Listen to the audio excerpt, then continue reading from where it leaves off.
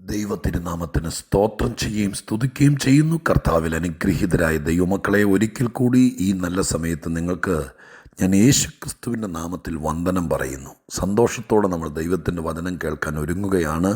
ഇന്നും നിങ്ങൾ വചനം കേൾക്കാൻ കാണിക്കുന്ന താല്പര്യത്തിന് സർവശക്തനായ ദൈവം നിങ്ങൾക്ക് നന്മയും അനുഗ്രഹവും പ്രതിഫലവും നൽകട്ടെ എന്നുള്ള പ്രാർത്ഥനയോടെ നമുക്കെപ്പോഴും കാതോർത്താൽ ദൈവശബ്ദം കേൾപ്പിക്കുന്ന, മനസ്സ് വെച്ചാൽ ഹൃദയം തുറന്ന് നമ്മുടെ ഉള്ളിൽ വചനത്തിൻ്റെ വിത്ത് പാകുന്ന നല്ലവനും വിശ്വസ്തനുമായിരിക്കുന്ന നമ്മുടെ കർത്താവിന് ഒത്തിരി സ്തോത്രവും സ്തുതിയും മഹത്വവും പുകഴ്ചയും കരയറ്റിക്കൊണ്ട് സർവശക്തനായ ദൈവത്തിൻ്റെ സന്നിധിയിൽ ശിരസ് നമിച്ച് നന്ദിയുള്ള ഹൃദയത്തോടെ ദൈവശബ്ദത്തിനു വേണ്ടി കാതോർക്കുമ്പോൾ പരിശുദ്ധാത്മാവ് നമ്മെ ഇന്നും ഹൃദ്യമായി ഇടപെട്ട് സംസാരിച്ച് സഹായിക്കട്ടെ എന്നുള്ള പ്രാർത്ഥനയോടെ ഇന്നത്തെ ദൈവിക ആലോചനയ്ക്ക് ആധാരമായിരിക്കുന്ന വേദവാക്യം ഇരമ്യാ പ്രവചനത്തിൽ നിന്നാണ്.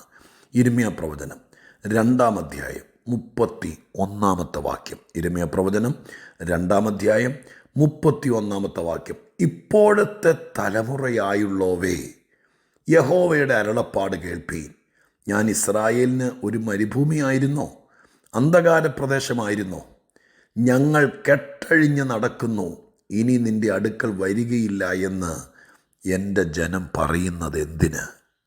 ഞങ്ങൾ കെട്ടഴിഞ്ഞ് നടക്കുന്നു എന്ന് എൻ്റെ ജനം പറയുന്നു.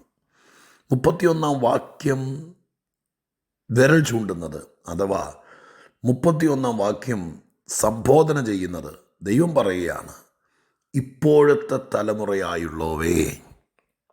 ഇപ്പോഴത്തെ തലമുറ, ഓരോ തലമുറയ്ക്കും ഓരോ ജനറേഷനും വിവിധ തരത്തിലെ പ്രത്യേകതകൾ നമുക്ക് തിരുവെഴുത്തിൽ കാണാൻ കഴിയുന്നുണ്ട്.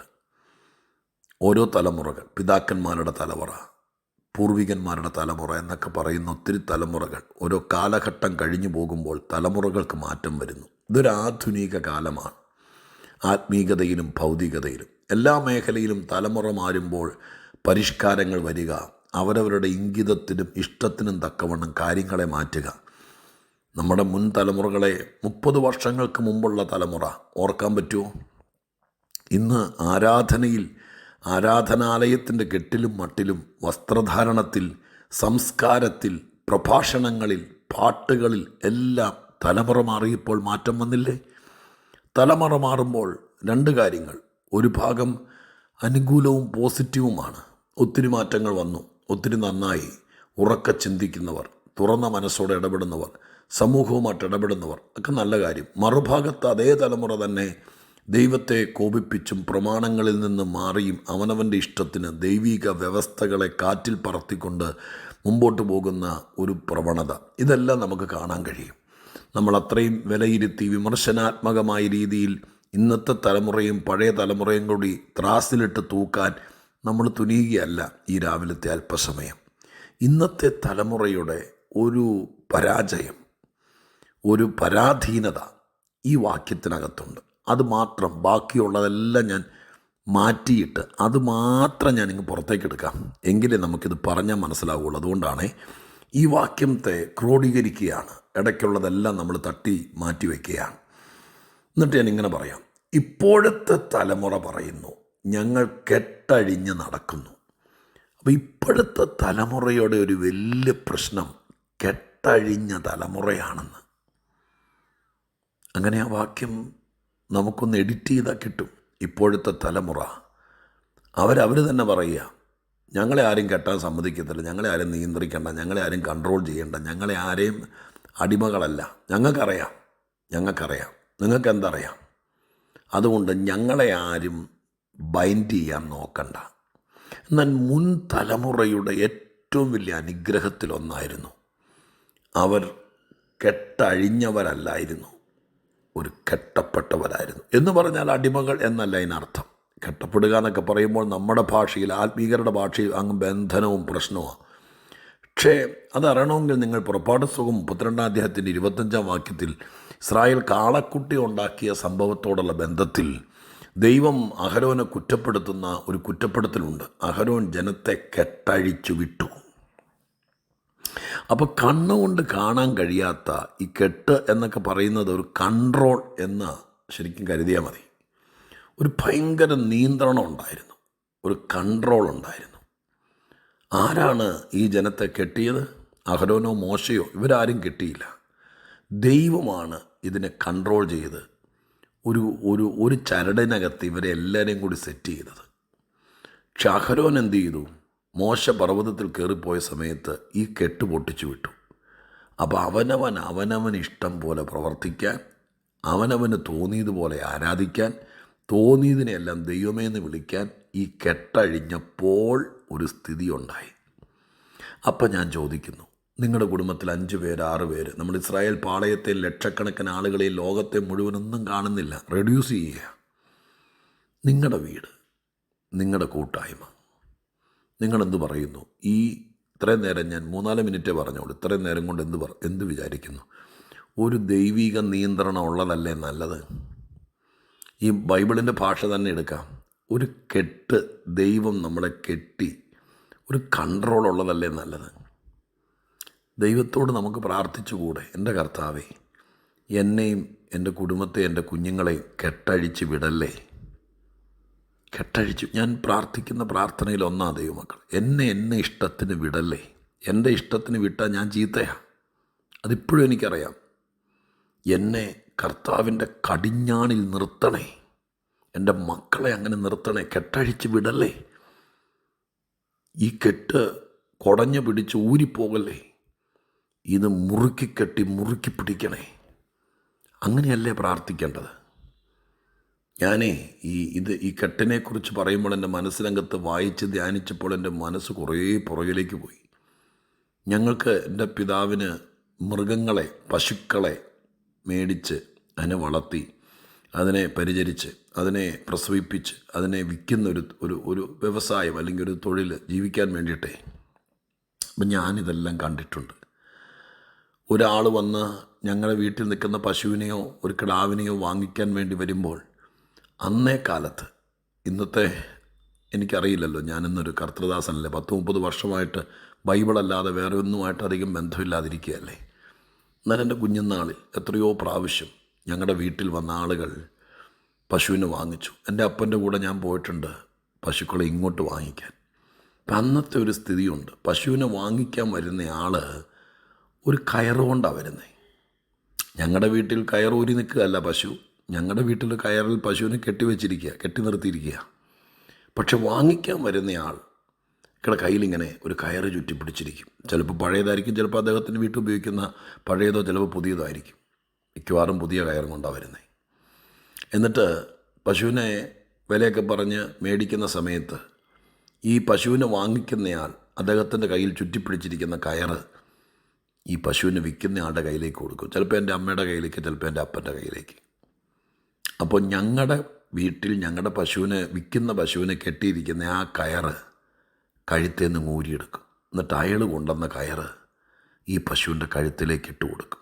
അതിന് അങ്ങനെ ഇട്ട് ആ കയറ് അദ്ദേഹത്തിൻ്റെ കയ്യിലേക്ക് കൊടുക്കുക.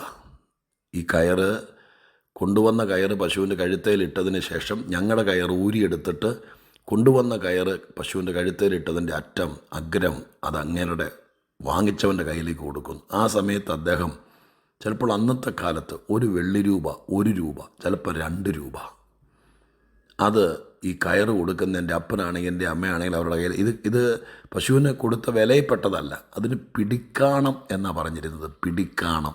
പഴയ ആളുകൾക്ക് ഓർമ്മയുണ്ടോയെന്നറിയില്ല, ഞങ്ങളുടെ ഭാഷയാ നാട്ടിലെ. ആ 1 രൂപ കൊടുക്കും. ഇതൊരു അവകാശ കൈമാറ്റമാണ്. ഈ കയറ് മാറി.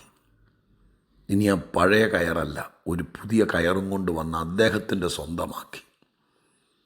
ഇതുപോലെ കണ്ണുകൊണ്ട് കാണാൻ കഴിയാത്ത മണ്ഡലത്തിൽ പറവോൻ്റെയും പറവോൻ്റെ ദൈവങ്ങളുടെയും പിടിയിലായിരുന്ന അവൻ്റെ കയറ് കഴുത്തേ കിടന്ന ദൈവത്തിൻ്റെ ജനത്തിൻ്റെ കയറ് ദൈവം ഊരിയിട്ട് കെട്ടഴിച്ചു വിട്ടുന്നല്ല, സർവശക്തൻ കൊണ്ടുവന്നൊരു കയറ് ഈ ജനത്തിനെ, ഞാൻ അങ്ങനെ ഭാവന കാണുക, അവരുടെ മേലിട്ടു. എന്നിട്ട് ഈ കയറിൻ്റെ അറ്റത്ത് ദൈവം പിടിച്ചു, അല്ലെങ്കിൽ ദൈവമാക്കി വെച്ചവരെ ഏൽപ്പിച്ചു. പ്രിയരെ, നിങ്ങൾ ആത്മാവിൽ കാണണം. കയറൂരി നടക്കരുത്. നിങ്ങളുടെ പിള്ളേരെ ഈ സന്ദേശം കേൾപ്പിക്കണം. അവരനുസരിക്കുന്നവരും നല്ലവരും ഭാവിയെക്കുറിച്ച് പ്രത്യാശയുള്ളവരാണെങ്കിൽ അവരോട് ഈ വക വാക്യങ്ങളൊക്കെ അടിവരയിട്ട് പ്രാർത്ഥിക്കാൻ പറയണം. ഈ ലോകം വഷളാണ്, മോശമാണ്, മ്ലേച്ഛമാണ്, വല്ലാത്ത ലോകമാണ്. കയറങ്ങാൻ ഊരിപ്പോയാൽ ഈ ബഹളി വിളിച്ച മൃഗങ്ങളുണ്ട്. എൻ്റെ കയറ് പൊട്ടിക്കുക, കയറ് കഴുത്തേന്ന് ഊരിപ്പോയാൽ പിന്നെ ഇതങ്ങ് പിടിച്ചാൽ കിട്ടിയാൽ ആഘോഷമാണ്. നമ്മുടെ പറമ്പും പുരയിടവും റോഡും വീടും എല്ലാം വിട്ട് ഓടിക്കളയും. പിന്നെ ഇതിനെ പിടിക്കണമെങ്കിൽ എത്ര പേര് പുറകെ ഓടിയിട്ടുള്ളതെന്ന് അറിയാമോ? കയറ് കഴുത്തേ കിടക്കുന്നത് നല്ലതാണ്. നമുക്ക് തന്നെ ഒരു നിയന്ത്രണമാണ്, നമ്മെ തന്നെ കൺട്രോൾ ചെയ്യാൻ പറ്റും. ഇവിടെ ഈ തലമുറയെക്കുറിച്ച് ഇത് നൂറ്റാണ്ടുകൾക്ക് മുമ്പ് ഇരമ്യാവിൻ്റെ പുസ്തകത്തിൽ എഴുതിയിരിക്കുക. അപ്പോൾ പിന്നെ ഈ തലമുറയെക്കുറിച്ച് പറയാനുണ്ടോ? എന്നും മരണം വരെ എൻ്റെ കഴുത്തേലൊരു കയറിട്ടിട്ട് അതിൻ്റെ അഗ്രം എൻ്റെ ദൈവം പിടിക്കട്ടെ, എന്നെ കയറൂരി വിടാതിരിക്കട്ടെ. ഈ ലോകത്തിൻ്റെ ഇഷ്ടത്തിന്, ഈ ലോകത്തിൻ്റെ മേച്ചിൽ പുറത്ത് തോന്നിയിടത്തെല്ലാം കയറി ഞാൻ മേയാതിരിക്കട്ടെ. എനിക്ക് അനുവദിച്ചിടത്ത് മാത്രം ദൈവം എന്നെ കൊണ്ടുപോട്ടെ, അല്ലാത്തിടത്തേക്ക് എന്നെ വിടാതിരിക്കട്ടെ. എന്നെ കുറ്റിയടിച്ച് ഒരു സ്ഥലത്ത് കെട്ടട്ടെ, ദൈവത്തിൻ്റെ നിയന്ത്രണത്തിലായിരിക്കട്ടെ. മക്കൾക്കെല്ലാം വേണ്ടി പ്രാർത്ഥിക്കണം. ഇന്ന് ഉറങ്ങുന്നതിനേക്കാൾ മുമ്പ് ഓരോരുത്തരുടെ പേര് പറഞ്ഞ് പ്രാർത്ഥിക്കണം. എൻ്റെ കുഞ്ഞുങ്ങളെല്ലാം കയറൂരി വിടരുത്. ഒരു പ്രായത്തിലും അവർ കല്യാണം കഴിച്ച് മക്കളുണ്ടെങ്കിലും അവരെ കയറൂരി വിടരുത്. ഈ തലമുറ കെട്ടഴിഞ്ഞ് നടക്കുന്നു. ഇത് ദൈവത്തിൻ്റെ കുറ്റാരോപണമാണ്. നിങ്ങളുടെ വീട്ടിലേക്ക്, എൻ്റെ വീട്ടിലേക്ക് നോക്കിയിട്ട്, എൻ്റെ സഭയിലേക്ക് നോക്കിയിട്ട് കുറേ എണ്ണം കെട്ടഴിഞ്ഞ് നടക്കുക. നാക്കിന് എല്ലുമില്ല, കാലിന് യാതൊരു തളർച്ചയും വേദനയില്ല, ചുമ്മാ കറങ്ങി നടക്കുക, കുറ്റം പറയുക, ദൈവനാമത്തിന് അപവാദമുണ്ടാക്കുക, തോന്നിയതുപോലെ ജീവിക്കുക. അരുത്. ദൈവസന്നിധിയിൽ കരഞ്ഞുകൊണ്ട് പ്രാർത്ഥിക്കുക. എന്നെ കെട്ടഴിച്ച് വിടരുത്. കെട്ടഴിഞ്ഞു പോയതിൻ്റെ എല്ലാ വേദനയും വിഷമം അനുഭവിക്കുന്നുണ്ടല്ലോ, ദൈവം നിയന്ത്രിക്കട്ടെ, ദൈവത്തിൻ്റെ കൺട്രോളിലായിരിക്കട്ടെ. ഈ തലമുറയുടെ പരാജയം നമ്മുടെ വീട്ടിൽ കയറല്ലേ. ഈ തലമുറ കെട്ടഴിഞ്ഞ് നടക്കുന്നു എന്ന് തന്നെത്താൻ പറഞ്ഞുകൊണ്ട് നടക്കുക. നമുക്ക് ദൈവത്തിൽ സമർപ്പിച്ചിട്ട് പറയാം, ഞങ്ങൾക്കൊരു നിയന്ത്രണമുണ്ട്, ഞങ്ങൾക്കൊരു നാഥനുണ്ട്, ഞങ്ങൾക്കൊരു ഇടയനുണ്ട്. അങ്ങേരുടെ കയറിൽ നിന്ന് ഞങ്ങൾക്ക് പൊട്ടിച്ചു പോകാൻ പറ്റില്ല. ഞങ്ങൾ വരില്ല, ഞങ്ങൾ അതിനൊന്നും കൂട്ടുനിൽക്കില്ല. കാരണം നിയന്ത്രിക്കുന്നവൻ കൂടെയുണ്ട്. പ്രാർത്ഥിക്കട്ടെ. പരിശുദ്ധ ദൈവമേ, ഞങ്ങളുടെ സ്വർഗീയ പിതാവേ, ഈ വചനത്തിനായി സ്തോത്രം. ആരും നിയന്ത്രിക്കാനില്ലാതെ, ഒരു കൺട്രോളും ഇല്ലാതെ കെട്ടഴിഞ്ഞ് നടക്കുന്ന ഒരുപാട് പേരുള്ള ഈ ലോകത്തിൽ അങ്ങയെ വിശ്വസിക്കുന്ന ഞങ്ങൾ, അങ്ങയെ ആരാധിക്കുന്ന ഞങ്ങൾ, ഞങ്ങളുടെ മക്കൾ കെട്ടഴിഞ്ഞ് നടക്കാൻ അനുവദിക്കരുത്. അങ്ങ് തന്നെ ഞങ്ങളുടെ കയറിൻ്റെ അഗ്രത്തിൽ പിടിക്കണം. ഞങ്ങളെ അനുഗ്രഹിക്കണം. യേശുവിൻ നാമത്തിൽ പ്രാർത്ഥിക്കുന്നു, കേൾക്കണേ പിതാവേ.